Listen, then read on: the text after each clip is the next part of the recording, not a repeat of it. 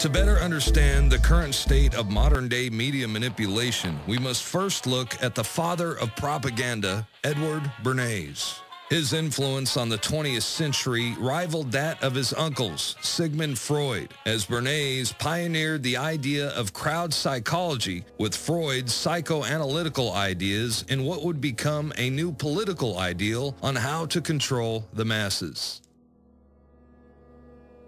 In his 1928 book, Propaganda, Bernays wrote, "If we understand the mechanisms and motives of the group mind, it is now possible to control and regiment the masses according to our will without them knowing it." He called it the engineering of consent and proposed that those who manipulate this unseen mechanism of society constitute an invisible government, which is the true ruling power of our country.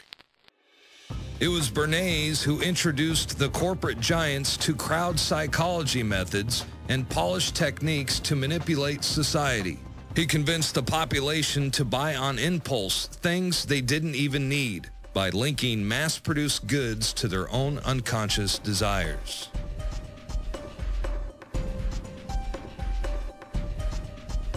The tobacco industry hired Bernays to persuade women to take up smoking, and the Alcoa Aluminum Company asked him to drive the campaign for the national fluoridation of our water supply.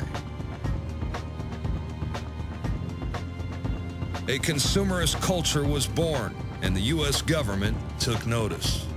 In addition to famous corporate giants, Bernays also began working for the federal government. They adopted his technique of manufacturing ever-present dangers and then maintaining a constant state of fear to give those in power greater control of what Bernays called the mass mind. Edward Bernays, who's the father of modern advertising and propaganda, he literally wrote the book Propaganda. Joseph Goebbels, on record, the Nazi propaganda minister, used a lot of his information and twisted it to his own designs. Bernays was the chief psychological warfare expert for more than 20 years, advising the Department of War. He advised them to call it defense. Don't be honest anymore.